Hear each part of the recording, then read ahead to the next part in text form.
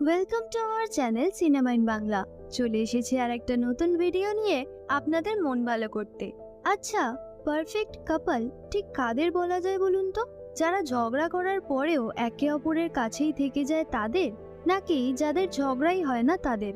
একটা সম্পর্কে থাকার কিছু বেসিক চাহিদা সবারই থেকে থাকে, যেমন আমার মনের মানুষটিও আমাকে ভালোবাসবে, রেসপেক্ট করবে, একটু ভালো সময় কাটাবো আমরা একসাথে, একে অপরকে নিজেদের সাধ্য মতো ফুল সাপোর্ট করব।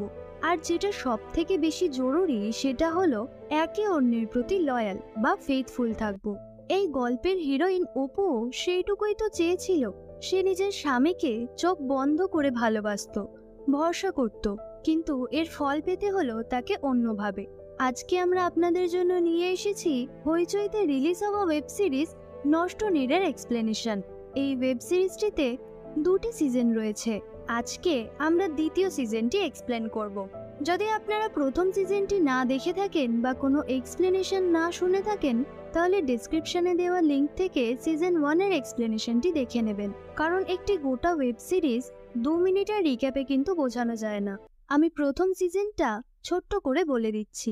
কলেজের প্রফেসর ঋষভ আর অপর্ণা মানে অপুর একটি ছোট্ট সংসার ছিল। 7 বছর ধরে তারা একে অপরের সাথে বিবাহিত এবং তাদের একটি ছোট্ট 5 বছরের মেয়েও আছে, মিঠি। ঋষভ, অপু আর মিঠি এই তিনজনের সংসারটা খুব মিষ্টি ছিল। অপু ঘর সামলানোর পাশাপাশি একটা বুটিকও চালাতো। এই সব কিছুর মাঝখানে সোশ্যাল মিডিয়ার একটি প্ল্যাটফর্ম ফ্রেন্ডবুকে একটি মিটু পোস্ট ভাইরাল হয়। পোস্টটি করেছিল গোধূলি বসাক। সে ঋষভ গঙ্গোপাধ্যায় মানে ঋষভের বিরুদ্ধে বলেছিল যে ঋষভ নাকি তাকে মলেস্ট করেছে, তাকে অ্যাবিউজ করেছে এবং এখন সে প্রেগনেন্ট। জল আরো দূর পর্যন্ত গড়িয়ে যায় যখন এই গোধূলি বসাক সুইসাইড অ্যাটেম্প্ট করে এবং একটি হসপিটালে ভর্তি করতে হয় তাকে। পুলিশ ঋষভকে তার কলেজ থেকে তুলে নিয়ে যায় এবং এই সমস্ত কিছু জানার পরে অপর্ণার মানে অপুর কোনোভাবেই বিশ্বাস হয়নি যে তার ভালোবাসার মানুষ, যাকে সে 7 বছরেরও বেশি চেনে, সে তার সাথে এইরকম করতে পারে। যতই হোক, 7 বছরে একটা মানুষকে খুব ভালোভাবে চেনা যায়। তাই সে ঋষভকে জেল থেকে ছাড়াতে উকিলের কাছে যায় আর উকিলের পরামর্শ মতো সে গোধূলির সাথে কথা বলে, যাতে গোধূলি মিউচুয়াল সেটেলমেন্ট করে ব্যাপারটাকে ক্লোজ করে দেয়। কিন্তু গোধূলি সেই সবে রাজি ছিল না, উপরন্তু তার মিসক্যারেজও হয়ে গিয়েছিল। গোধূলির কাছ থেকে অপু এমনভাবে কথাগুলো শুনে প্রচন্ড হকচকিত হয়ে যায় আর তার মনে হয় যা রটে তার কিছু তো ঘটে, এবং এইসব ভাবতে ভাবতেই গোধূলি বসাকের মৃত্যু ঘটে। তাই অপু ঠিক করে গোধূলি মিথ্যে বলছে না সত্যি বলছে সেইটা সে খুঁজে বার করবে। সে যদি মিথ্যে বলে থাকে তাহলে সেইটাও তার জানা দরকার যে কেন সে হঠাৎ ঋষভের নামে দোষ দিল। আর সে যদি সত্যি বলে থাকে তাহলে তো কোনো কথাই নেই, অপুর পায়ের নিচ থেকে মাটি খসে যাবে। কিন্তু তাও অপু ঠিক করে যে সে সত্যি বার করবে। গোধূলি বসাক মারা যাওয়ার পর ঋষভকে থানা থেকে ছেড়ে দেয় এবং সে বাড়িতে ফিরে আসে। কিন্তু বাড়িতে ফিরে আসার পরেও সে অপুর সাথে সোজাসুজি এই ব্যাপার নিয়ে কিছু আলোচনাই করে না। উল্টে যখন অপু তাকে জিজ্ঞেস করে, সে বলে যে গোধূলি নাকি একটা বাজে মেয়ে ছিল, সে নাকি প্রত্যেক বছর আলাদা আলাদা ছেলের সাথে ঘুরে বেড়াতো। আসলে গোধূলি বসাক ঋষভের এক্স স্টুডেন্ট ছিল। সে ঋষভের কাছেই কলেজে দর্শন বা ফিলোসফি পড়তো। ঋষভ এটাও বলে যে গোধূলির সাথে কলেজ ছেড়ে দেওয়ার পর তার কোনো রকম কথাবার্তা বা কোনো রকম আলাপ ছিল না। এর কিছুদিন পরেই ঋষভের কলেজে একটা সেমিনারে গোধূলির একটা পেপার প্রেজেন্ট করার কথা ছিল, কিন্তু এই কথাটা অপুর কাছ থেকে ঋষভ লুকিয়ে গিয়েছিল। সেই সেমিনারে ঋষভের সাথে অপুও যায় এবং কলেজের সেমিনারে গিয়ে সেখানকার ইউনিয়নের একটা ছেলের কাছ থেকে অপু জানতে পারে যে গোধূলির একটা পেপার প্রেজেন্ট করার কথা ছিল, আর সেটা গোধূলি ঋষভ গঙ্গোপাধ্যায়ের সাথেই প্রিপেয়ার করেছিল। এইটা শুনে অপুর সন্দেহ হয়, কারণ যদি ঋষভের সাথে গোধূলির কোনো পেপার প্রেজেন্ট করার কথা থেকেই থাকে তাহলে ঋষভের সাথে নিশ্চয়ই গোধূলির আলাপ ছিল। অন্তত এই পেপারটা প্রেজেন্ট করার জন্য তো অবশ্যই তাদেরকে দেখা করতে হতো। কিন্তু ঋষভ অপুর কাছে গোধূলির সাথে দেখা হওয়ার বিষয়টা সম্পূর্ণ ডিনাই করে গেছে। তাই বাড়ি ফেরার সময় অপু ঋষভকে জিজ্ঞেস করে যে আজকে শুনলাম গোধূলির একটা পেপার প্রেজেন্ট করার কথা ছিল। ঋষভও মুখ ফসকে বলে ফেলে যে হ্যাঁ, ওই তো নীতিশাস্ত্রের ব্যাপারে একটা এইটুকু বলতেই ঋষভের মুখে কথা আটকে যায়, কারণ সে নিজের মুখ থেকেই বলেছিল গোধূলির সাথে তার কোনো আলাপ পরিচয় আর নেই। আর এখন সে নিজের কথাতেই নিজে ফেঁসে গিয়েছে। অপুর সম্পূর্ণ বিশ্বাস হয়ে যায় কিছু একটা তো গন্ডগোল রয়েছে, না হলে ঋষভ বিনা কারণে মিথ্যে কথা নিশ্চয়ই বলবে না। এরপর সে বিভিন্ন ধরনের রিসার্চ শুরু করে, যেমন গোধূলির কলেজে তার বেস্ট ফ্রেন্ডের সাথে কথা বলা। সেখান থেকে অপু জানতে পারে যে গোধূলির একজন বয়ফ্রেন্ড ছিল এবং সে বিবাহিত ছিল, কিন্তু সেই মানুষটি আসলে কে বা তার নাম কি, তাকে দেখতে কেমন, এই কোনো কিছুই গোধূলি কাউকে বলতো না। এমনকি অপু গোধূলির গ্রামের বাড়িতে গিয়েও তার বোনের সাথে কথা বলে।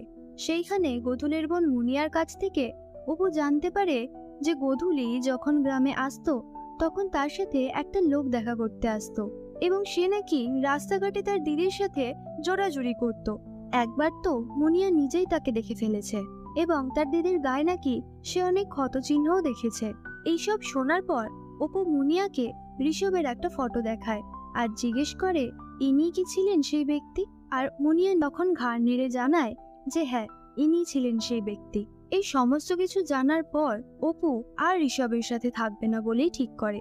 সে গোধূলির গ্রাম থেকে সোজা উকিলের কাছে যায় এবং গিয়ে বলে সে গোধূলির হয়ে একটা এফআইআর করতে চায় এবং এই ব্যাপারটা সে কোর্টে তুলতে চায়। গোধূলি নিজের জন্য জাস্টিস পায়নি তো কি হয়েছে, অপু গোধূলির জাস্টিসের জন্য লড়বে। আর এর সাথে সাথেই অপু ঋষভকে ডিভোর্স দেবে ঠিক করে। লয়ার অপুকে জিজ্ঞেস করে আপনি যা করছেন এটা ভেবেচিন্তে করছেন তো, পরে গিয়ে কিন্তু আপনার রিগ্রেট ফিল হতে পারে। অপু বলে যে সে যা করছে সব ভেবেচিন্তেই করছে। বাড়ি গিয়ে অপু ফ্রেশ হতে যায় এবং সেখানে গিয়ে স্নান করার সময় সে দেখতে পায় সে আবারও ঋষভের সন্তানের মা হতে চলেছে। প্রথম সিজনটি এত দূরই ছিল, আর অপুর এই পুরো জার্নিতে তার সাথে ছিল তার ছোটবেলার বান্ধবী নিমো, মানে নম্রতা, এবং নম্রতার হাজবেন্ড। তাদের কথা না বললে সিজন 1টা প্রায় অসম্পূর্ণই থেকে যায়, কিন্তু তাদের কনভারসেশনগুলো দিতে গেলে ভিডিওটা অনেকটা বড় হয়ে যেত, তাই তাদের কথা একেবারে শেষে বলে দিলাম। আবারও বলছি, যদি আপনারা সিজন 1 না দেখে থাকেন বা এক্সপ্লেনেশন না শুনে থাকেন তাহলে অবশ্যই নিচে ডেসক্রিপশনে দেওয়া লিঙ্ক থেকে সিজন 1 এর এক্সপ্লেনেশনটি শুনে নেবেন। আর যদি এখনো আমাদের চ্যানেলটিকে সাবস্ক্রাইব না করে থাকেন তাহলে সাবস্ক্রাইব করতে ভুলবেন না, এক্ষুনি সাবস্ক্রাইব করে দিন। আর পাশে থাকা বেল বাটনটি ক্লিক করতেও কিন্তু ভুলবেন না। আর আপনাদের যদি কোনো স্পেসিফিক মুভি বা ওয়েব সিরিজের এক্সপ্লেনেশন শোনার ইচ্ছে থাকে তাহলে সেটি আপনারা কমেন্টে জানাতে পারেন। আমরা চেষ্টা করব আপনার পছন্দের মুভি বা ওয়েব সিরিজটির এক্সপ্লেনেশন দিতে। সো চলুন তাহলে শুরু করা যাক। সিজন 2 এর শুরুতেই আমরা দেখি অপু বাড়ি থেকে চলে যাবে বলে রেডি হয় আর তার মেয়ে মিঠিকে ঘুম থেকে তুলে রেডি হতে বলে। আর সে যেহেতু মিঠির রুমে আগের রাতে শুয়েছিল তাই ঋষভের রুমে কিছু নিতে যায় এবং শেষবারের মতো সেই ঘরটিকে সে ভালোভাবে দেখে নিতে চায়, কারণ এত বছর ধরে সেই তো সাজিয়েছে এই ঘরগুলোকে। আর ঋষভের রুমে গিয়ে অপু দেখে ঋষভ ঘুমের ওষুধ খেয়ে মাটিতে পড়ে আছে, আর সে ঋষভ বলে চিৎকার করায় বাড়ির বাকি সকলের ঘুম ভেঙে যায়। এরপরের সিনে আমরা আগের দিন রাতের ঘটনা দেখতে পাই, যেখানে আগের সিজনটা শেষ হয়েছিল ঠিক সেখানে। মানে ঋষভ জানতে পেরেছিল যে অপু তার কলেজে গিয়ে ঋষভের সাসপেনশনের জন্য সিগনেচার করে এসেছে। এদিকে উকিলের সাথে ডিভোর্সের জন্য কথা বলে এসে অপু দেখেছে যে সে প্রেগনেন্ট। তখন ঋষভ অপুর ওপর খুব রেগে যায় আর ঘরে চিৎকার করা শুরু করে। তাই বাড়ির সবাই জানতে পেরে যায় যে অপু ঋষভের সাসপেনশন চাইছে। অপু বাথরুম থেকে বেরাতেই ঋষভ ওকে বারবার জিজ্ঞেস করে যে ও কি চাইছে, ও ঋষভের পারমিশন ছাড়া তার কলেজে কেন গিয়েছিল। অপু বলে যে সে শুধু কলেজেই যায়নি, সে গোধূলির গ্রামের বাড়িতেও গিয়েছিল। ঋষভ অপুকে ভয় দেখিয়ে বলে যে সে ওদের দুজনের মধ্যে কথা বলার সুযোগটাই নষ্ট করে দিচ্ছে। অপু বলে যে তার আর কিছু বলার নেই, যা কথা বলার সেটা এবার কোর্টেই বলা হবে। এরপর বাড়িতে সবাই অপুর ব্যাপারে নিজেদের মধ্যেই আলোচনা শুরু করে যে অপু কেন এমনটা করলো। অপু মিঠিকে বলে যে কাল সকালে এখান থেকে আমরা আগে নিমু আন্টির বাড়িতে যাব, সেখানে কিছুদিন কাটানোর পর আমরা নিজেদের একটা ছোট্ট বাড়িতে যাব। যদিও মিঠি তার বাবাকে ছেড়ে যেতে চায়নি, তার মুখ দেখে বোঝা যাচ্ছিল সে মা অথবা বাবা কাউকেই ছেড়ে থাকতে চায় না। এই সংসারটা কিছুদিন আগে পর্যন্ত যেরকম মিষ্টি মধুর ভাবে চলছিল সে সেটাই চায়, কিন্তু অপু তাকে রাজি করিয়ে নেয়। আর আমরা প্রশান্তকে দেখি কারোর সাথে কথা বলছে। সিন আবার প্রেজেন্টে ফিরে আসে আর সবাই মিলে ঋষভকে হসপিটালে নিয়ে যায়। সেখানে নিমো আর ওর হাজবেন্ডও গেছিল। অন্যদিকে ঋষভের কলেজের কিছু কলিগ তার সাথে দেখা করতে যাবে বলে ঠিক করে। সেখানে প্রশান্তও ছিল। প্রশান্ত বলে যে ঋষভের সাসপেনশনটা বন্ধ করা উচিত, কারণ ঋষভের কিছু হয়ে গেলে পুলিশকে কে কি জবাবদিহি করবে। তখন আরেকজন প্রফেসর বলেন যে সাসপেনশনের দাবিটা তো দুজন ফ্যাকাল্টি ছাড়াও স্টুডেন্টরা তুলেছে, তাই এটা ওইভাবে বললেই বন্ধ করা যাবে না। আমাদের উচিত ঋষভ যেন সুস্থ হয়ে ওঠে সেটাই প্রে করা। কিন্তু এই কথাগুলো প্রশান্তর কাছে খুব একটা মনোমত না হওয়ায় সে ওখান থেকে উঠে চলে যায়। আসলে সে চাইছিল ঋষভের সুইসাইডের বাহানায় তার বিরুদ্ধে করা সাসপেনশনটা তুলে দিতে। এদিকে আমরা দেখি নিমো আর ওর হাজবেন্ড উকিলের কাছে গিয়ে সবটা বলেছে, আর উকিল ঋষভের সাথে পুরো ব্যাপারটা মিউচুয়ালি মিটিয়ে নিতে বলছে। নিমো বলে যে এই মুহূর্তে ডিভোর্সের নোটিশটা পাঠাতে হবে না, কিন্তু ডিভোর্সটা হবে কিনা সেটা অপু পরে এসে কনসাল্ট করবে। অন্যদিকে অপু ডক্টরকে ঋষভের ব্যাপারে জিজ্ঞেস করে। ডক্টর বলে যে ঋষভের অবস্থা খুব খারাপ। যতই হোক অপু তো ঋষভকে ভালোবেসেছে, ওর তো ঋষভের জন্য কষ্ট হবেই। ও ভাবছিল যে ঋষভ এত বড় একটা ডিসিশন নিয়ে নিল। একই সাথে অপু ভাবছিল গোধূলির ব্যাপারে ঋষভের মিথ্যে বলাটা, গোধূলির নামে মিথ্যে কথা বলে ওকে ছোট গ্রাম থেকে আসা একটা স্পয়েলড মেয়ে হিসেবে পোট্রে করাটাও। এই সবকিছুই কিন্তু অপুর মনে ছিল। ও ভেতর থেকে ভেঙে পড়েছিল। তার উপর আবার এখন সে জানতে পেরেছে যে সে প্রেগনেন্ট। এই সবকিছু মিলিয়ে অপুর মন মাথা দুটোরই অবস্থা খারাপ হয়ে পড়েছিল। কিন্তু অবাক কাণ্ড এই যে আমরা আরো একটি মেয়েকে দেখি যে ঋষভের বলা কিছু কবিতা টেপে চালিয়ে শুনছে। তার কাছে আবার ঋষভের একটা ফটোও আছে, কিন্তু আমরা জানতে পারি না এই মেয়েটি কি। পরের দিন সকালে অপু রেডি হয়েছিল ঋষভের সাথে দেখা করতে যাবে বলে, কারণ ভিজিটিং আওয়ার্স ছাড়া কাউকে পেশেন্টের কাছে অ্যালাউ করা হয় না। কিন্তু ওর ফোনে একটা আননোন নাম্বার থেকে কল আসে। সেখান থেকে বলে যে মিঠির মাথা ফেটে গেছে, তাই এক্ষুনি অপুকে মিঠির স্কুলে যেতে হবে। প্রথমে অপু ভেবেছিল ও নিমোকে পাঠিয়ে দেবে, কিন্তু যখন ও শুনল মিঠির মাথা ফেটে গেছে তখন সে নিজেই স্কুলে চলে যায় এবং তার সাথে নিমোকেও ডেকে নেয়। এদিকে কলেজে ঋষভের কলিগরা আজ ওর সাথে দেখা করতে যাবে ঠিক করে, তাই ওর জন্য কলেজেরই একজন অফিস স্টাফকে দিয়ে তারা ফুল নিয়ে এসেছে। এই মেয়েটি কলেজে নতুন জয়েন করেছে। সে যখন ঋষভের জন্য আনা ফুলটা অফিস রুমে দিতে এসেছিল তখন সে তাড়াতাড়ি বাড়ি যাওয়ার কথা বলে, কারণ সে নতুন বাড়িতে শিফট করেছে। কিন্তু এই বাড়িটা তার কলেজ থেকে বেশ কিছুটা দূর, আর তার মাকেও এখন ডক্টরের কাছে নিয়ে যেতে হবে, তাই তার তাড়াতাড়ি ছুটি চাই। আর এই কারণেই ওই ফুলটা এনে দিয়ে সে নিজের বাড়িতে যাওয়ার পারমিশন নিতে এসেছিল। এরপর আমরা দেখি অপু আর নিমো মিঠির স্কুলে গেছে, কিন্তু অদ্ভুত ব্যাপার, সেখানে গিয়ে অপু দেখে তার মেয়ে সম্পূর্ণ সুস্থ। আর স্কুল থেকে মিঠির ক্লাস টিচার নাকি কোনো কলই করেননি। অপুর এটা ভেবে খুব অদ্ভুত লাগে। আর ও আর নিমো মিঠিকে নিয়েই হসপিটালে যাওয়ার জন্য রওনা হয়, কারণ ভিজিটিং আওয়ার শেষ হতে এখনো প্রায় 25 মিনিট থেকে আধ ঘন্টা বাকি। সারা দিনের জন্য ভালোবাসার মানুষটাকে 5 মিনিট দেখতে পেলেও যেন অনেক। এই ভেবে অপু হসপিটালে যায়। ততক্ষণে ঋষভের কলেজ থেকে তার কলিগরা এসে ঋষভের সাথে দেখা করে যায়, আর সেই ফুলটা ঋষভের ভাইয়ের বউ স্মিতা ওনাদের হাত থেকে নিয়ে পাশেই একটা ফুলদানিতে সাজিয়ে রাখে। বাকি 3 জন কলিগ সেখান থেকে চলে যাওয়ার পরেও প্রশান্ত দাঁড়িয়ে ঋষভের সাথে কিছু কথা বলছিল। তখন ঋষভের হঠাৎ হাঁচি শুরু হয়। প্রশান্ত ভাবে যে এসি চলছে বলে হয়তো ওরমটা হচ্ছে, তাই প্রশান্ত এসিটা বন্ধ করার কথা বলে। কিন্তু ঋষভ বলে যে না না, এসি বন্ধ করলে আমার আরো কষ্ট হবে, আমার ক্লস্ট্রোফোবিয়াটা আরো বেড়ে যাবে, এই রুমটা খুব বদ্ধ লাগে। তাই প্রশান্ত ভাবে যে ঠিক আছে, কোনো প্যানিক অ্যাটাক শুরু হওয়ার থেকে ভালো একটু হাঁচি কাশি হওয়া।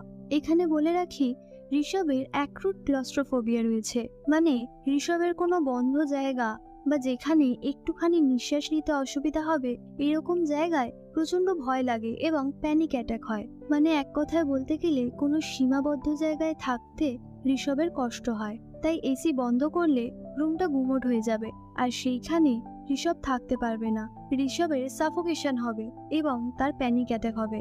এটি ঋষভের আগেও হয়েছিল, আর ঋষভের এই রোগটার সম্পর্কে তার পরিবারের সবাই মোটামুটি জানে। কিন্তু কিছুক্ষণ পরেই ঋষভের কষ্ট হতে শুরু হয় এবং ততক্ষণে অপু হসপিটালে এসে পৌঁছে যায় এবং অপু ঋষভকে দেখে বুঝতে পারে ওর কিছু একটা অসুবিধা হচ্ছে এবং সে আশেপাশে দেখতেই তার চোখে পড়ে ওই ফুলগুলি।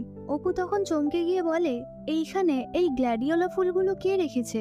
ঋষভের তো এই গ্ল্যাডিওলা ফুলের রেণু বা পোলেনে অ্যালার্জি আছে। আমরা বুঝতে পারি এই অ্যালার্জির কারণেই হয়তো ঋষভের এতটা কষ্ট হচ্ছে। স্মিতা বলে যে সেই ফুলগুলো সেই ওখানে সাজিয়ে রেখেছে। আসলে ফুলগুলো ঋষভের কলিগরা এনেছিলেন। অপু স্মিতাকে বলে যে না না ঠিক আছে, তোমার তো এটা জানারও কথা নয়। সত্যিই তো, খুব কাছের মানুষ ছাড়া কি জানার কথা কার কোন ফুলের পোলেনে অ্যালার্জি আছে? অন্যদিকে আমরা সেই অচেনা মেয়েটিকে দেখতে পাই যে ঋষভের বলা কবিতাগুলো শুনছিল। সে খুবই যত্নের সাথে ওই গ্ল্যাডিওলা ফুলগুলো টেবিলে রাখে এবং তাতে হাত বোলাতে থাকে। সিন শিফট হয় আর আমরা দেখি অপু রাত্রির বেলা ছাদে বসে আছে এবং সকালে যে আননোন নাম্বার থেকে অপুকে কল করা হয়েছিল সেই নাম্বারের ডিটেল বার করার জন্য অপু রাইট কলার বলে একটি অ্যাপ ডাউনলোড করে। যেই অ্যাপে যে কোনো নাম্বার কার নামে রেজিস্টার করা রয়েছে সেটি দেখা যায়। সেই অ্যাপে অপু আননোন নাম্বারটি দিয়ে দেখে সেই নাম্বারটি মনোরমা বিশ্বাস নামে কোনো মানুষের নামে রেজিস্টার করা রয়েছে। কিছুক্ষণ পর সেখানে স্মিতা আসে এবং অপুকে বলে যে তার বর রিতম আর শাশুড়ি এমন হয়ে রয়েছে যে সে একটু সময় বার করে অপুর কাছে কথাও বলতে আসতে পারছে না। স্মিতা অপুকে বলে যে আচ্ছা দিদি, যদি একটা মানুষ নিজের ভুল বুঝতে পেরে সেটার জন্য অনুতাপ অনুভব করে এবং প্রায়শ্চিত্ত করার চেষ্টা করে, এমনকি নিজের জীবনটা পর্যন্ত নিয়ে নিতে চায়, তখনও কি তাকে ক্ষমা করা যায় না? একটা বারের জন্য কি একটা মানুষের ভুল ক্ষমা করে আবার নতুন করে সবকিছু শুরু করা যায় না?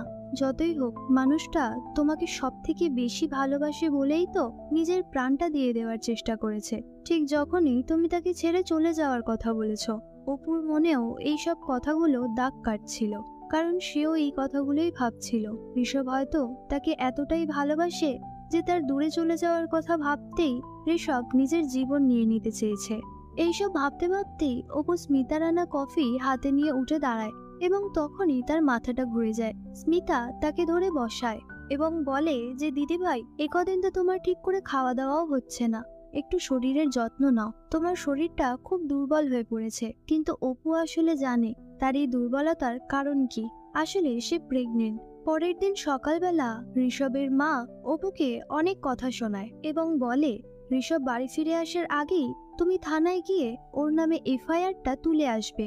অপু এইসব কথার কোনো উত্তর দেয় না। তাই ঋষভের মা আরো রেগে গিয়ে বলে, তুমি কি চাইছো অপর্ণা? আমার ছেলেটা কি এবার মরে গেলে তুমি শান্তি পাবে? এইসব কথা শুনে অপু সহ্য করতে পারে না, কারণ সে সত্যি ঋষভকে ভালোবাসে, কিন্তু তার ভালোবাসার জন্য অন্য একটি নির্দোষ মেয়ে এবং সেই নির্দোষ মেয়েটির ভ্রূণ শাস্তি পেয়েছে, সেইটা অপু কি করে ভুলে যাবে? সে বাথরুমে গিয়ে কাঁদতে থাকে এবং ভাবে এই সময় কেন এরকম হতে হলো, এই সময় ঋষভের সন্তানকে অপুর শরীরে আসতে হলো।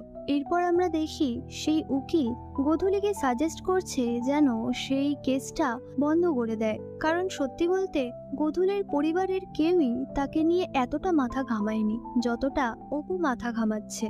আসলে আজকে গোধূলি বসাকের কেসের হিয়ারিং, আর সাক্ষী দেওয়ার জন্য গোধূলির বোন মুনিয়ারও আজকে আসার কথা ছিল। অপু আগের দিন রাতেও পর্যন্ত মুনিয়ার সাথে কথা বলেছে, কিন্তু এখনো পর্যন্ত মুনিয়া আসেনি। আর তাই জন্যই উকিল বলছিল যে গোধূলির জন্য তুমি যতটা ভাবছো ততটা আর কেউ ভাবে না। এরকম একটা বাইরের মেয়ের জন্য নিজের সংসারটাকে ভেঙে গুড়িয়ে এরম জলে মিশিয়ে দেওয়াটা কি তোমার ঠিক হবে? গোধূলির বোন মুনিয়া কোর্টে না আসায় অপু প্রচন্ড নিরাশ হয়েছিল। আসলে মুনিয়া কোর্টে আসতে চেয়েছিল, কিন্তু তার মা বাবা তাকে কলকাতায় কোর্টে নিয়ে যায়নি, কারণ তার মা বাবা চায় সে কলকাতায় গিয়ে পড়াশুনো করুক, আর গোধূলিও এইটাই চাইতো মুনিয়া যেন কলকাতার বড় কলেজে গিয়ে পড়াশুনো করতে পারে। কিন্তু সে যদি একবার এই ধরনের কোনো কেসে জড়িয়ে পড়ে তাহলে তার কলকাতার কোনো ভালো কলেজে অ্যাডমিশন হওয়া প্রায় অসম্ভব হয়ে পড়বে। তাই জন্যই মুনিয়ার মা বাবা কোনো ধরনের কোনো রিস্ক নিতে চায়নি মেয়ের কেরিয়ারের সাথে, আর তাই জন্যই মুনিয়াকে তারা কলকাতায় যেতে দেননি। অন্যদিকে আমরা দেখতে পাই ঋষভের ঘুম ভেঙে যায় এবং প্রায় তার সারা শরীর ঘামে ভিজেছিল। ঘামগুলো ঋষভ নিজের হাত দিয়েই মুছতে থাকে এবং তার অদ্ভুত রকম কষ্ট হতে থাকে। তার শরীর প্রায় খিচে উঠছিল। সে খুব কষ্টে নার্সদের ডাকার জন্য বেল বাজায়। আমরা বুঝতে পারি ঋষভের সেই ক্লস্ট্রোফোবিয়ার প্যানিক অ্যাটাক শুরু হয়েছে, কিন্তু তার কারণটা আমরা জানতে পারি না। আর যখন এই অ্যাটাকটা হয়েছে তখন ঋষভ গোধূলিকে হ্যালুসিনেট করছিল। তার মনে হচ্ছিল গোধূলি যেন তার সামনে এসে তাকে বলছে, আমি তো কোনো সম্পর্ক চাইনি, আমি তো কোনো স্বীকৃতিও চাইনি, আমি শুধু চেয়েছিলাম একটু কথা বলতে, তোমার কাছ থেকে একটু সাপোর্ট পেতে। আর এইসব হ্যালুসিনেশনের জন্য ঋষভের প্যানিকটা আরো বেড়ে যায় আর তার খুব কষ্ট হতে থাকে। ঋষভের বেল বাজানোর পর সেখানে নার্স এবং ডক্টর দুজনেই আসেন। ডক্টর এসে ঋষভের অবস্থা দেখে নার্সকে এসি অন করতে বলে আর বলে যে তোমরা কি জানো না এইরকম একটা বদ্ধ ঘরে ক্লস্ট্রোফোবিয়ার পেশেন্ট রাখলে সেটা কতটা মারাত্মক হতে পারে, তোমরা এসি বন্ধ করে দিয়েছো। তখন সেই নার্সটি উত্তর দেয় যে না স্যার, ওনার বাড়ির লোকই তো বলেছিল যে এসিটা বন্ধ করে দিতে, ওনার খুব ঠান্ডা লাগছে কিন্তু উনি ঘুমিয়ে রয়েছেন বলে কিছু বলতে পারছেন না। ততক্ষণে অপু কোর্ট থেকে হসপিটালে এসে পৌঁছায় আর এসে দেখে এইরকম অবস্থা। ডাক্তার যখন অপুকে বলে যে আপনারা কিরকম বাড়ির লোক, পেশেন্টের ক্লস্ট্রোফোবিয়া রয়েছে তারপরও আপনারা এসি বন্ধ রাখতে বলেছেন, অপু বলে যে একেবারেই না, আমরা খুব ভালো করে জানি ওর এইরকম রোগ রয়েছে, আমরা এইরকম কেন বলবো। তখন নার্স প্রমাণস্বরূপ একটি কাগজ নিয়ে এসে বলে যে এই তো এখানে লেখা রয়েছে পেশেন্টের বাড়ির লোক কল করে বলেছিল পেশেন্টের রুমের এসিটা বন্ধ করে দিতে। প্রথমে মিঠির মাথা ফেটে যাওয়া নিয়ে মিথ্যে কথা বলা, তারপর ঋষভের যেই ফুলে অ্যালার্জি সেই ফুলটাই তাকে গিফট করা এবং এখন তার রুমের এসি বন্ধ করে দেয়া, এই সবকিছুই অপুর প্রচন্ড সাসপিশিয়াস লাগছিল। এরপর ডাক্তার সিচুয়েশনটাকে একটু মেকআপ করার চেষ্টা করে এবং ঋষভকে কিছু ইনজেকশন এবং ওষুধ দেয়। নিমু হসপিটালে স্মিতার সাথে দাঁড়িয়ে এই বিষয়ে কিছু কথা বলছিল। তখন হঠাৎ রিতম পেছন থেকে এসে বলে যে সে নিজেদের পারিবারিক বিষয়ে কোনো বাইরের লোক যদি ইন্টারফেয়ার না করে তাহলেই ভালো হয়। সেই মুহূর্তেই সেখানে অপু এসে পৌঁছায় এবং অপু রিতমকে বলে যে তুমি এইভাবে নিমোর সাথে কথা বলতে পারো না। তখন রিতম বলে যে হয়তো ঋষভের এই অবস্থাটা অপুর জন্যই হয়েছে, হয়তো সেই ডেস্কে কল করে ঋষভের রুমের এসিটা বন্ধ করে দিতে চেয়েছে। অপু যখন বলে যে সে এরকমটা কেন চাইবে, তখন রিতম রাগের মাথায় বলে হয়তো দাদার এমন কোনো ইন্স্যুরেন্স রয়েছে যেটা ক্লেম করার জন্য তুমি দাদাকে মেরে ফেলতে চাইছো। এই কথাটা শুনে অপুর প্রচন্ড কষ্ট হয়। এরপর অপু এবং নিমু একটা ক্যাফেতে যায় আর সেখানে গিয়ে নিজেদের মধ্যে কথা বলা বলি করে। সে নিমুকে বলছিল যে চারিদিক থেকে তার এত সমস্যা, সে কি করবে কিছুই বুঝে উঠতে পারছে না, কিন্তু সে নিমুকে তার প্রেগনেন্ট হওয়ার কথাটা এখনো পর্যন্ত বলেনি। নিমু সেই আননোন নাম্বারের কথাটা জিজ্ঞেস করায় অপু বলে যে সে কাল রাতে রাইট কলার ডাউনলোড করেছিল এবং সেখানে ওই নাম্বারটা পুট করে অপু দেখতে পেয়েছে নাম্বারটা মনোরমা বিশ্বাস বলে একজনের নামে রেজিস্টার করা। এইসব নিয়ে কথা বলার পর নিমু তার ক্যাফেতে ফিরে যায় এবং সেইখানে তার হাজবেন্ড সৌম্যর সাথে সে এই বিষয়ে কথা বলে। সৌম্যর মনে হয় হয়তো কেউ ঋষভকে ইচ্ছে করে মেরে ফেলার চেষ্টা করছে। প্রথমে সেই দিন এমন একটা ফুল তার কাছে নিয়ে যাওয়া যেটাতে তার অ্যালার্জি রয়েছে, আর এই অ্যালার্জির ব্যাপারে অপু ভালোভাবে জানতো, আর তাই জন্যই হয়তো অপুকে আটকে রাখতে মিঠির ব্যাপারে ওই মিথ্যে কথাটা বলা হয়েছিল, যাতে অপু ভয় পেয়ে মিঠির কাছে যায় আর ততক্ষণে ঋষভের অবস্থা খারাপ হয়ে যায়। আর ঠিক তাই হয়েছে। আর তারপরে কেউ কল করে ঋষভের এসিটা বন্ধ করে দিতে বলেছে। সৌম্যর মনে হয় এই তিনটে ইনসিডেন্টই একে অপরের সাথে কানেক্টেড, আর এই তিনটে ইনসিডেন্টই কোনো একটি ব্যক্তি পরিচালনা করেছে। অন্যদিকে আমরা দেখতে পাই ঋষভের কলেজে যেই নতুন মেয়েটি জয়েন করেছে মানে সুরমা, সেই মেয়েটির মা একটি ফোন চালানোর চেষ্টা করছে কিন্তু তিনি পারছেন না। সুরমার মায়ের আগে কিপ্যাড ফোন ছিল আর সেই ফোনটা হারিয়ে যাওয়ায় সুরমা তার মাকে একটা স্মার্টফোন কিনে দিয়েছে, আর তাই তার মায়ের ওই ফোনটা চালাতে একটু অসুবিধা হচ্ছে।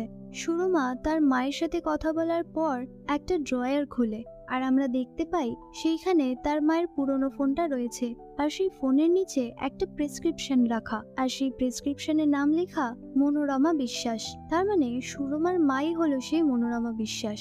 এরপর আমরা আবার অপুর ছাদের সিন দেখি। সেখানে অপু বসে বসে ভাবছিল যে মিঠির মাথা ফাটার কথাটা বলেছিল সেই কি হসপিটালে কল করে এসি বন্ধ করার কথাটা বলেছিল। এই প্রশ্নটা অপুর মাথায় সারা রাত ঘুরপাক খায়। আর সে পরের দিন ভিজিটিং আওয়ারে হসপিটালে গিয়ে ডেস্কে জিজ্ঞেস করে যে কালকের যিনি এই কলটা করেছিলেন তার নাম্বারটা কি পাওয়া যেতে পারে। সেইখান থেকে অপু ওই নাম্বারটা পায় না, কারণ অনেকেই কল করে ডেস্কে। অপু এইটুকু নিয়ে জিজ্ঞেস করে যে সেই ব্যক্তিটি কোনো মহিলা ছিলেন নাকি কোনো পুরুষ। অপুর এই প্রশ্নের জবাব সে পেয়ে যায়। রিসেপশন থেকে বলা হয় যিনি কলটি করেছিলেন তিনি মহিলা ছিলেন। এরপর অপু ঋষভের সাথে দেখা করতে যাওয়ার পারমিশন চায়, কারণ ভিজিটিং আওয়ার স্টার্ট হতে আরো 5 মিনিট বাকি আছে। 5 মিনিট বাকি আছে বলে রিসেপশন থেকে অপুকে অ্যালাউ করে দেওয়া হয়। আর অপু ঋষভের রুমে গিয়ে দেখে সেইখানে অলরেডি প্রশান্ত বসে রয়েছে। সে দরজার আড়াল থেকেই ওদের দুজনের কথা শুনতে থাকে। অপু দরজার আড়াল থেকে শুনতে পায় যে ঋষভ প্রশান্তকে জিজ্ঞেস করছে যে তুই ঠিকঠাক ডক্টরকে জিজ্ঞেস করে আমাকে ডোজটা বলেছিলি তো, কারণ আমি সেই ডোজটাই নিয়েছিলাম। আর তারপরেও আমার অবস্থা এখন খুব খারাপ, আমার সত্যি শরীরটা খুব খারাপ হয়ে পড়েছে, কিছু একটা যদি হয়ে যায় তখন কি হবে। প্রশান্ত বলে যে হ্যাঁ, আমি তো ডক্টরের সাথে কথা বলেই নিয়েছিলাম। সে বলেছিল 10টা ওষুধ খেলে তুই ঘুমিয়ে পড়বি, কিন্তু তোর সেরম কোনো ক্ষতি হবে না। আর আমরা ফ্ল্যাশব্যাকে দেখতে পাই যখন প্রশান্তকে একজন কল করেছিল সেই ব্যক্তি আসলে একজন ডক্টর ছিলেন। তিনি প্রশান্তকে বলেছিলেন কোন ব্র্যান্ডের ওষুধ ঠিক কটা খেলে ঋষভ অজ্ঞান হয়ে যাবে, কিন্তু তার কোনো ক্ষতি হবে না। আর তার কাছ থেকেই প্রশান্ত সমস্তটা জেনে ঋষভকে জানিয়েছিল। আর এই পুরো সুইসাইডটা একটা প্ল্যানিং ছিল। এই সমস্ত কিছু জানতে পেরে অপু ভেঙে পড়ে। আর এই সমস্ত কিছু জানার পর ঋষভের প্রতি অপুর আর কোনো প্রকার ভালোবাসা তো দূরের কথা, কোনো সহানুভূতিও থাকে না, শুধুমাত্র থাকে এক রাশ ঘৃণা। আসলে ঋষভ এই জিনিসটা করেছিল যাতে অপু তাকে ছেড়ে না যায়। আর অপু যদি ঋষভকে ছেড়ে না যায় তাহলে সে অপুকে দিয়ে কলেজে ঋষভের সাসপেনশনের জন্য অপুর করা সেই সইটাও কাটিয়ে আসতে পারবে। অপু এই সমস্ত কিছু শুনে সহ্য করতে না পেরে ওয়াশরুমে চলে যায় এবং সেখানে গিয়ে সে কান্নায় ফেটে পড়ে। কিন্তু সে বাড়িতে যাবে ঠিক করে এবং ওয়াশরুম থেকে আবার আগের মতন রেডি হয়ে সে বেরিয়ে পড়ে। অপু হসপিটাল থেকে বেরানোর সময় তার মাথাটা ঘুরে সে সিঁড়ি থেকে পড়ে যায় এবং তখন সেইখানে উপস্থিত বেশ কিছু নার্স এবং মানুষজন অপুকে ধরে সামলাতে আসে। তারা দেখে অপুর হাতে পায়ে কোথাও কেটে যায়নি, কিন্তু অপু তার পেট ধরে বলছে একটা ডক্টরের কাছে আমাকে নিয়ে চলুন, গাইনোকোলজিস্ট, আমি প্রেগনেন্ট। আর এই সময় পুরোটাই দাঁড়িয়ে দাঁড়িয়ে দেখছিল রিতম। অপুর প্রেগনেন্সির কথাটা রিতম জানার পর সে পুরো পরিবারকে কথাটা জানিয়ে দেয়। আর এইদিকে সুরমা কলেজের কাছাকাছি একটা বাড়ি ভাড়াও পেয়ে যায়, যেখান থেকে তার কলেজে যাতায়াতে বেশ সুবিধা হবে। আর কাকতালীয়ভাবে এই বাড়িটি ঋষভের বাড়ির কাছাকাছি। আর এই কথাগুলো সুরমা তার কলেজে একজন প্রফেসরকে জানাচ্ছিলেন, কারণ সেই প্রফেসরের সাথে সুরমার বেশ ভালো কথা হয় এবং সেই মহিলা মাঝে মাঝেই সুরমার খবর নেন। অপুর প্রেগনেন্সির কথাটা তার বাড়িতে জানাজানি হওয়ার পর সবাই তার সাথে খুব ভালোভাবে কথা বলছিল, যেন এর আগে তারা অপুকে কোনো কুকথা শোনায়নি। এমনকি রিতমও তার সাথে খুব মিষ্টি সুরে কথা বলছিল। রুম থেকে স্মিতা এবং রিতমের মা চলে যাওয়ার পর রিতম অপুকে সরি বলে এবং আগের দিনের কথাগুলোর জন্য ক্ষমা চায়। তখনই রুমে নিমো আসে এবং নিমোর সাথে কথা বলার জন্য রিতম অপুকে সেই ঘরে একা রেখে ওখান থেকে বেরিয়ে যায়। রিমো কিন্তু অপুর ওপর বেশ রেগেছিল, কারণ এতদিন এত কিছু সে নিমোকে বলল, আর সে যে প্রেগনেন্ট এই কথাটাই সে নিমোকে বলেনি। অপু বলে যে জানিসই তো এতদিনে এত ঝড় ঝাপটা গেল, আমি কোনো কিছুই কুল করে উঠতে পারছিলাম না, আর তার মধ্যে এই খবরটা কোথায় যেন হারিয়ে গিয়েছিল। অপু আরো বলে যে ঋষভের এই সুইসাইডটা আসলে সুইসাইড নয়, এটা একটা সাজানো গোছানো প্ল্যানিং। এই প্ল্যানিংটা করেছে প্রশান্ত আর ঋষভ দুজনে মিলে। নিমো এইসব শুনে হয়রান হয়ে যায়। অপু বলে যে সে এবার ঋষভের সমস্ত সত্যি খুঁজে বার করবে, সে যাই হয়ে যাক না কেন। পরের দিন সকালবেলা অবশেষে ঋষভকে বাড়িতে আনা হয় আসলে এতদিন ধরে ঋষভকে ছেড়ে দেবে বলা হচ্ছিল, কিন্তু এতবার এত ধরনের অ্যাক্সিডেন্ট হয়েছে ঋষভের সাথে, তাই এতটা দেরি হয়ে গেল। ঋষভ শেষমেশ বাড়িতে এসে পৌঁছালো। বাড়িতে ঢুকে অপু যখন দেখে টেবিলে একটা বড় মিষ্টির প্যাকেট রাখা রয়েছে, তখন সে বাড়ির কাজের মেয়ে রুমকিকে জিজ্ঞেস করে যে মিষ্টি কে এনেছে রে। রুমকি বলে যে ওই তো উল্টো দিকের বাড়িতে একটা নতুন ভাড়াটে এসেছে, তাদেরই হয়তো বাড়িতে পুজো টুজো ছিল, সেই দিয়ে গেছে। অপু জিজ্ঞেস করে যে জল মিষ্টি খাইয়েছিস তো তাকে? রুমকি বলে যে আমি তো নিয়েই আসছিলাম, কিন্তু ততক্ষণে দেখি ওই মেয়েটা চলে গেছে। এরপর অপু আর ঋষভ তাদের রুমে যায়। ঋষভ দেখে খাটের ওপর র্যাপ করা কিছু একটা রয়েছে। সে ভাবে যে অপু হয়তো তার ফিরে আসায় তার জন্য গিফট নিয়ে এসেছে। জিজ্ঞেস করায় অপু বলে যে না, সে ঋষভের জন্য কোনো গিফট আনেনি, হয়তোবা রিতম বা স্মিতা নিয়ে এসেছে। ঋষভ বলে গিফটটা যদি অপু নিয়ে আসতো তাহলে সে খুব খুশি হতো। ঋষভ অপুকে এটাও বলে যে সে চায় সবকিছু আবার নতুন করে শুরু করতে। আবার নতুন করে কি সবকিছু শুরু করা যায় না?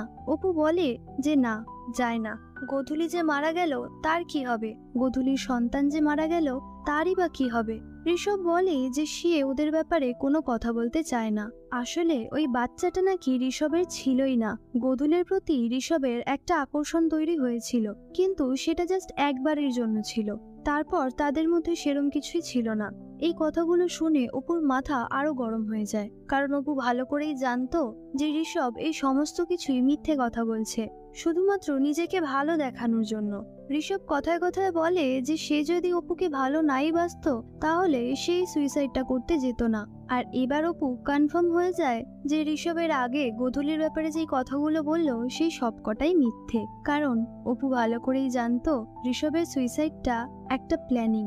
আর সেটা নিয়ে যখন ঋষভ এত কনফিডেন্টলি বলছে যে অপুকে সে ভালো না বাসলে সে সুইসাইড করতো না, তার মানে সে অপুকে ভালোই বাসে না, আর আগের কথাগুলো ঋষভ মিথ্যেই বলেছিল।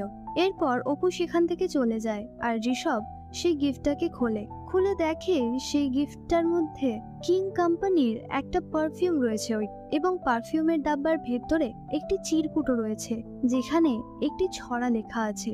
ঋষভ ভাবে যে রিতম বা স্মিতা এই ধরনের চিরকুট কেন দেবে আমাকে। এরপর আমরা সুরমাকে দেখি, সে বাথরুমে নিজেকে দেখছিল, আর আমরা ফ্ল্যাশব্যাকে সুরমা আর রিতমের প্রথম দেখার ঘটনাটি দেখতে পাই।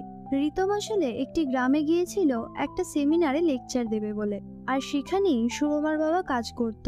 আর সুরমার বাবা মারা যাওয়ার পরে সুরমাও সেইখানেই কাজ করত, আর সুরমার সাথে ঋষভের ওই কলেজেই আলাপ। ঋষভের লেকচারটা শুনে সুরমার এত ভালো লেগেছিল যে সে ঋষভের সাথে লাইব্রেরিতে দেখা করতে এসেছিল, আর সেখানে গিয়ে সুরমা নিজের ফার্দার স্টাডির ব্যাপারে ঋষভের কাছে ইন্টারেস্ট দেখায়, এবং ঋষভ বলে যে ঠিক আছে, এরপর যদি তুমি পড়াশুনো করতে চাও তাহলে আমাকে কন্ট্যাক্ট করো। কথাবার্তা হয়ে যাওয়ার পর সুরমা সেখান থেকে চলে যাচ্ছিল, তখনই ঋষভের নাকে সুরমার পারফিউমটা যায়, এবং ঋষভ বলে তোমার পারফিউমের গন্ধটা খুব ভালো, কি পারফিউম এটা? সুরমা বলে এটা কিং কোম্পানির একটা পারফিউম, এই পারফিউমটা আমার বাবা ইউজ করতেন, আর তার কথা মনে করেই আমিও এই পারফিউমটা এখন ব্যবহার করি। ঋষভ সহানুভূতি দেখানোর ছলনায় সুরমার মাথায় হাত দেয়, এবং হাতটা সুরমার ঘাড়ে ঘষতে ঘষতে তার হাতটাকে চেপে ধরে, এবং সুরমা যে একটুখানি আনকমফোর্টেবল সেটা আমরা তার মুখ দেখেই বুঝতে পারছিলাম। কিন্তু সুরমা তার এই ডিসকমফোর্ট নিয়ে একজন রেসপেক্টেড স্যারের সামনে কিছু বলতে পারেনি। সিন আবার প্রেজেন্টে আসে, আর আমরা দেখি সুরমা সেই কথাগুলোকে মনে করছে এবং তার গা হাত পা মিশমিশ করছে। সে যেন ওই ঘটনাগুলো মনে করে খুব অস্বস্তি ফিল করছে, এবং সে কাঁদতে শুরু করে দেয়। সুরমার মা বাইরে থেকে আওয়াজ পেয়ে জিজ্ঞেস করে, সুরমা কি হয়েছে, তুই ঠিক আছিস তো? সুরমা তখন নিজের হাত মুখ ধুয়ে বাথরুম থেকে বেরিয়ে আসে। রাতে অপু রুমকিকে বলে যে ওই মেয়েটা বেশ অনেকগুলো মিষ্টি দিয়ে গেছে, তুই খানিকটা নিয়ে যাস। এই বলে সে প্যাকেটটা খুলে রুমকির জন্য কটা মিষ্টি তুলে রাখে, কিন্তু তখন সে লক্ষ্য করে মিষ্টির ট্রেতে শুধু মিষ্টি নেই, রয়েছে একটা চিরকুট, আর সেই চিরকুটে লেখা সত্যি খুঁজে বার করার জন্য অভিনন্দন। আর লেখাটা দেখে অপু প্রচন্ড সাসপিশিয়াস হয়ে ওঠে। এদিকে ঋষভের কাছে একটা আননোন নাম্বার দিয়ে কল আসে, আর ফোনে ঋষভ শুনতে পায় কেউ বলছে, স্যার পারফিউমটা ভালো লেগেছে তো? এই বলে সেই আননোন নাম্বার থেকেই কলটা কেটে দেওয়া হয়। আর ঋষভ প্রচন্ড অবাক হয়ে যায়। এটা কে করলো সে কিছুই বুঝতে পারে না।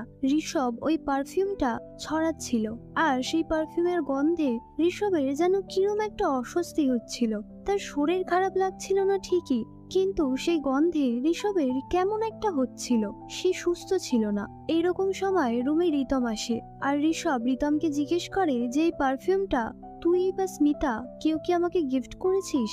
তখন রিতম জানায়, না না, আমি বা স্মিতা তোকে পারফিউম গিফট করিনি। তখন আবার ওই আননোন নাম্বার থেকে ঋষভের কাছে কল আসে, আর ঋষভ রিতমকে রুম থেকে একটু বাইরে যেতে বলে। কলটা রিসিভ করায় ঋষভ শুনতে পায় সেই আননোন নাম্বার থেকে একটি মেয়ের ভয়েসে যেই কবিতাটি ওই পারফিউমের বক্সে চিরকুটি লিখে পাঠানো হয়েছিল সেই কবিতাটি পড়ে শোনাচ্ছে। এবং রিতম ওই রুম থেকে বেরিয়ে সোজা মিঠির ঘরে যায়। সেইখানেই অপু ছিল।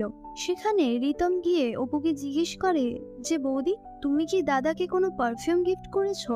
দাদা পারফিউমটার গন্ধ শুকে কিরম উসখুস উসখুস করছে, যেন মনে হচ্ছে ওর অস্বস্তি হচ্ছে। অপু বলে যে না তো, আমি তো গিফট করিনি, আমি তো ভাবলাম তুমি বা স্মিতা তোমরা কেউ গিফট করেছো। তখন রিতম একটু অবাক হয়, আর এইটা শুনে অপু ঋষভের রুমে যায় আর গিয়ে সে পারফিউমটা খুঁজতে থাকে, আর দেখতে পায় সেই রুমের ডাস্টবিনে পারফিউমটা পড়ে রয়েছে। অপু সেই ছাদে বসেই নিমুকে কল করেছে এবং এখনো পর্যন্ত সেই পারফিউম নিয়ে যা যা হয়েছে সবকিছুই সে নিমুকে জানিয়েছে, এবং মিষ্টির বাক্সে সেই চিরকুটটার কথাও অপু নিমুকে জানিয়েছে।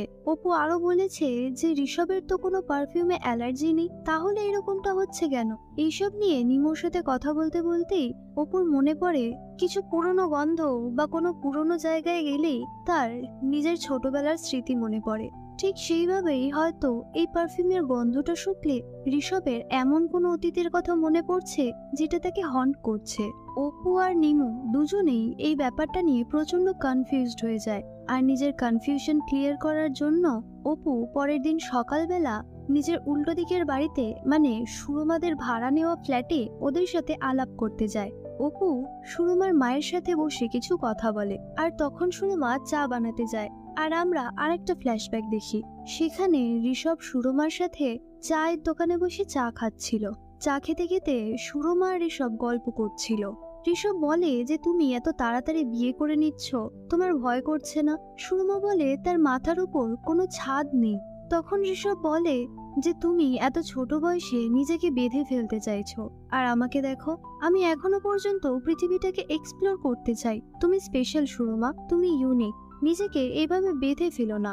কথায় কথায় ঋষভ বলে যে তার একটা জরুরি পেপার আনার জন্য সেই গেস্ট হাউসে যেতে হবে যেখানে সে রুম ভাড়া করেছে।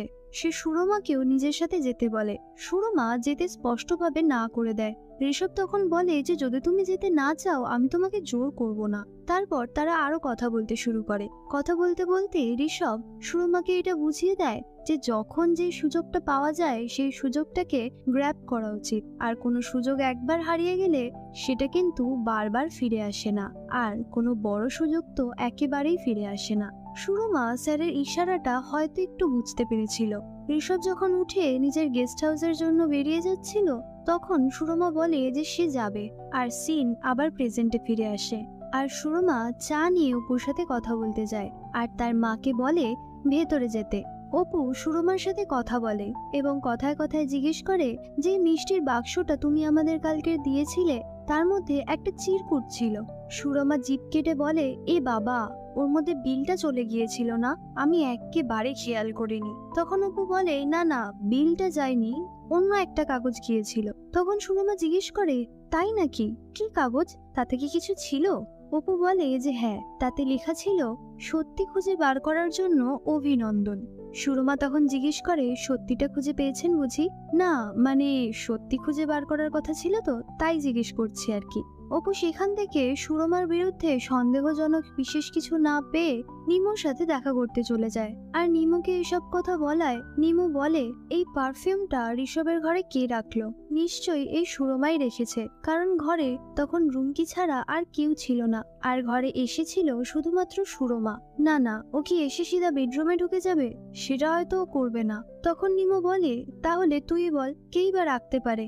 অপুরও তখন ধীরে ধীরে মনে হয় সুরমাই হয়তো ওই পারফিউমটা তাদের বেডরুমে গিয়ে রেখেছিল।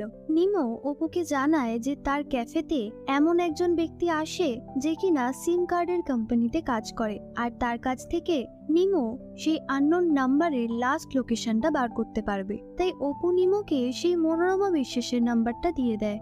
অপু সেখান থেকে বাড়ি ফিরে দেখে ঋষভের কলেজের কলিগরা তার সাথে দেখা করতে ঘরে এসেছে এবং ঋষভের সাথে কথা বলে তারা বাড়ি ফেরার সময় অপুর সাথে কলেজের 2 মহিলা কলিগের কথা হয়। আর সেখান থেকে অপু জানতে পারে যে সেই দিনের ওই ফুলটা ঋষভের কলিগরা নিজেরা আনেননি, আসলে তারা অফিসের একজন নতুন স্টাফকে দিয়ে সেই ফুলটা আনিয়েছিলেন। অপু এটাও জানতে পারে যে সেই মেয়েটি নাকি এই পাড়াতেই একটা বাড়ি ভাড়া নিয়েছে। আর তখন অপু নাম জিজ্ঞেস করাতে ঋষভের একজন কলিগ বলে মেয়েটির নাম সুরমা। তখন অপু প্রায় কনফার্ম হয়ে যায় যে হয়তো এই সুরমাই কিছু একটা গন্ডগোল পাকাচ্ছে। এইদিকে যখন ঋষভের বাকি কলিগরা বাইরের দিকে যাচ্ছিল তখন প্রশান্ত ঋষভকে বলে যে সে যত তাড়াতাড়ি পারবে কলেজে জয়েন করে নিতে। আর ঋষভ জানায় যে সে চেষ্টা করবে, কিন্তু তার প্যানিক অ্যাটাকগুলো তাকে খুব ভোগাচ্ছে। অপু সন্ধ্যাবেলা নিমোর ক্যাফেতে যায়, আর তখন সেইখানে নিমোর সেই পরিচিত লোকটি অপুকে দেখায় যে এই মনোরমা বিশ্বাসের নাম্বারটি অপু ঠিক উল্টো দিকের বাড়িতে লাস্ট লোকেশন দেখাচ্ছে। আর অপু সত্যি প্রচন্ড অবাক হয়, কিন্তু সে মনে মনে সবকটা ডটগুলোকে জুড়ে নিতে পারছিল। তার মনে হচ্ছিল এই সুরমাই সবকিছু করেছে।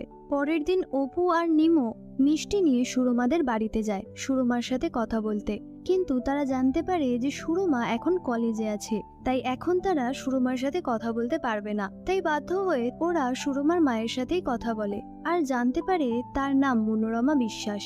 তার কাছ থেকে তার নাম্বারটা অপু নিয়ে নেয় আর বলে যে আমরা প্রতিবেশী, তো যখন তখন একে অপরকে দরকার পড়তে পারে, আপনি বরং আপনার নাম্বারটা আমাকে দিয়ে দিন।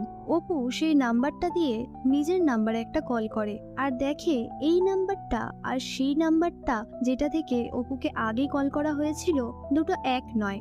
অপু মনোরমা দেবীর কাছ থেকে এইটাও জানতে পারে যে সে আগে একটা কিপ্যাড ফোন ইউজ করত, আর সেই ফোনটাতে তার একটা সিমও ছিল, কিন্তু কিছুদিন আগে তার ফোনটা চুরি হয়ে যাওয়ায় তার সমস্ত কন্ট্যাক্ট হারিয়ে গেছে। এরপর নিমো আর অপু একটা ক্যাফেতে গিয়ে এই সব বিষয় ডিসকাস করছিল যে আসলে কি এই মনোরমা বিশ্বাস আর সুরমার মা এক হতে পারেন, মানে সুরমা কি সত্যি তার মায়ের আগের ফোনটা ইউজ করে এই কলগুলো করছে। বেশ কিছুক্ষণ কথাবার্তা বলে তারা এটাতেই স্থির হয় যে হয়তো সুরমাই এই সবকিছু করছে, কারণ সবকটা ডট এই সুরমার বাড়িতে গিয়ে মিলে যাচ্ছে।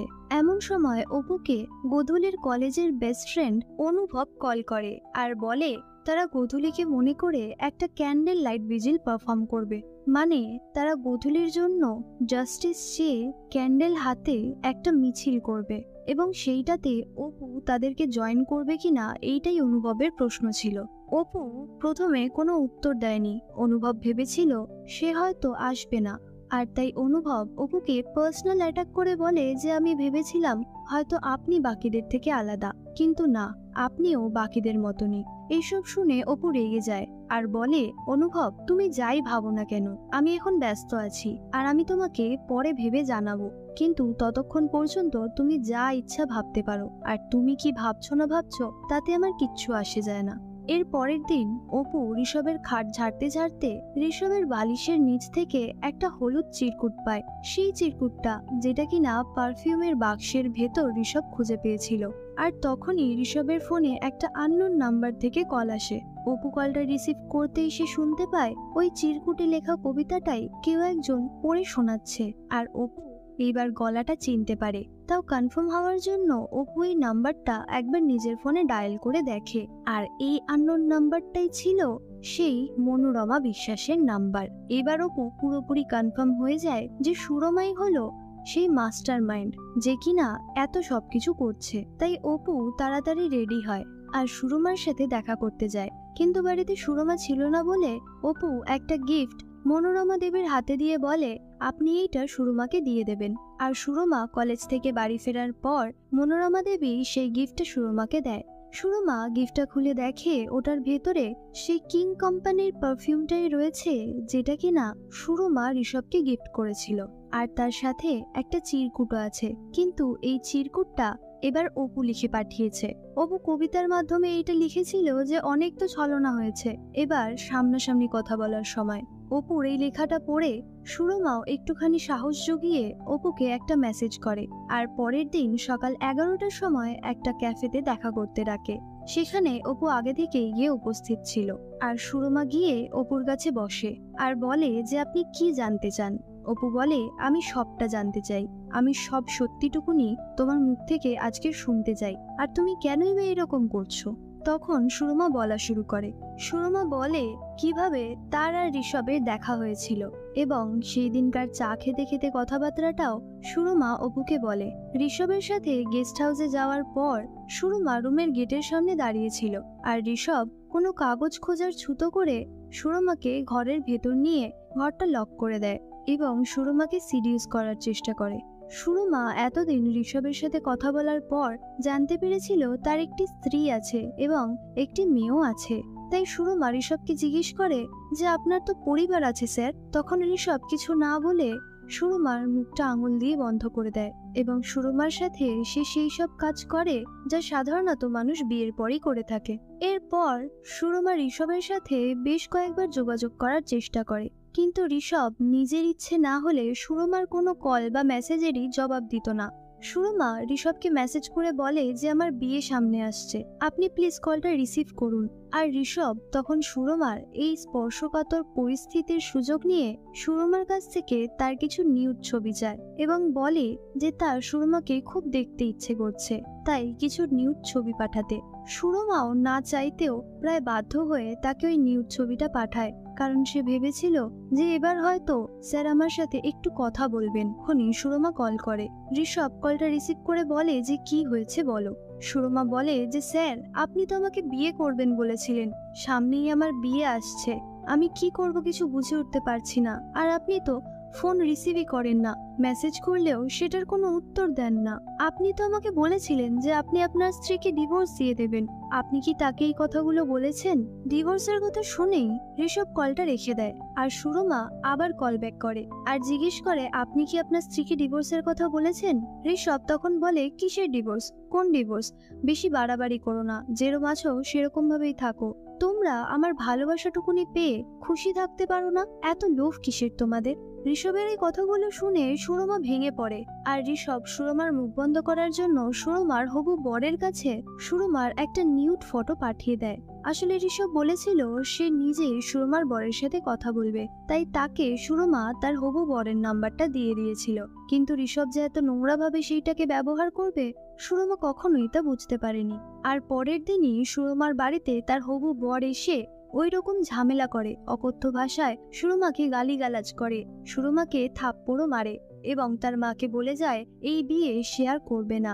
আর কি কারণে সেই রকম ব্যবহার করছে সেটা যেন সুরমার মা সুরমাকেই জিজ্ঞেস করে। এই সমস্ত কিছু হওয়ার পর সুরমা ঋষভকে কল করে, কিন্তু ঋষভ তখন ফোন তুলছিল না। আর তারপরে ঋষভ যখন একদিন কল করলো, ঋষভ বলে যে তাকে যদি সুরমা আর বিরক্ত করে তাহলে এইবার আর একটি মানুষের কাছে নয়, হাজার হাজার মানুষের কাছে তার ওই ফটোগুলো ছড়িয়ে যাবে। তখন সুরমার চাকরিটাও আর থাকবে না। বয়স্ক মাকে নিয়ে বাপ হারাই মেয়েটি তখন কোথায় যাবে সুরমা কিছু ভেবে উঠতে পারে না, আর তাই জন্যই সে চুপ করে যায়। এরপর সে আর কোনোদিন ঋষভকে কল করে না, আর ঋষভও তাকে আর কল করে না। আর কিছুদিন আগে ফ্রেন্ডবুকে হঠাৎ ঋষভ গঙ্গোপাধ্যায়ের বিরুদ্ধে একটা মি টু পোস্ট সে দেখতে পায়। পোস্টটা করেছিল গোধূলি বসাক, আর সেটা দেখেই সুরমার মনে হয় এটাই ঠিক সময়, এখনই তাকে কিছু করতে হবে, না হলে সে আর কোনোদিন কিচ্ছু করতে পারবে না। সুরমা ঋষভকে মেরে ফেলতে চায়নি, সে চেয়েছিল ঋষভ যেন আতঙ্কে থাকে, ঠিক যেই আতঙ্কটা সুরমা ফিল করেছে সেটাই যেন ঋষভও ফিল করে। সুরমার জানা নেই গোধূলি, সুরমা আরো কত মেয়ের জীবন ঋষভ এইভাবেই নষ্ট করেছে, তারাও তো চুপ করে বসে আছে, কিচ্ছু করতে পারেনি। আসলে ঋষভের সুইসাইডের ব্যাপারটা সুরমা জানতে পেরেছিল অপুকে ফলো করে। সুরমা অপুকে বেশ কিছুদিন ফলো করেছে, যেমন গোধূলি যেদিন পাস অ্যাওয়ে হলো, সুরমা অপুকে ফলো করছিল, আর হসপিটালে এসে সুরমা জানতে পারে রিসেপশনিস্ট অপুকে জানাচ্ছে গোধূলি মারা গেছে।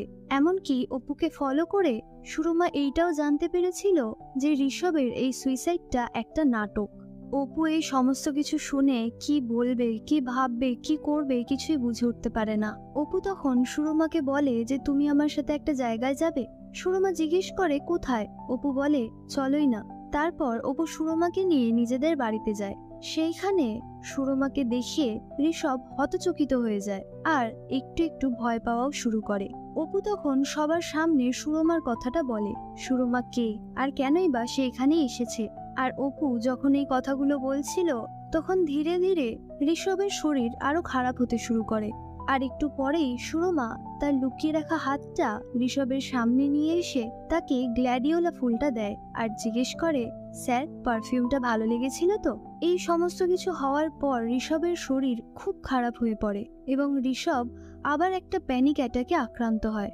অপু সুরমাকে নিয়ে গোধূলির জন্য করা সেই ক্যান্ডেল লাইট ভিজিলে যায়। সেইখানে গোধূলির বোন মুনিয়াকেও অপু ডেকেছিল। আর এইখানেই এই ওয়েব সিরিজটি শেষ হয়।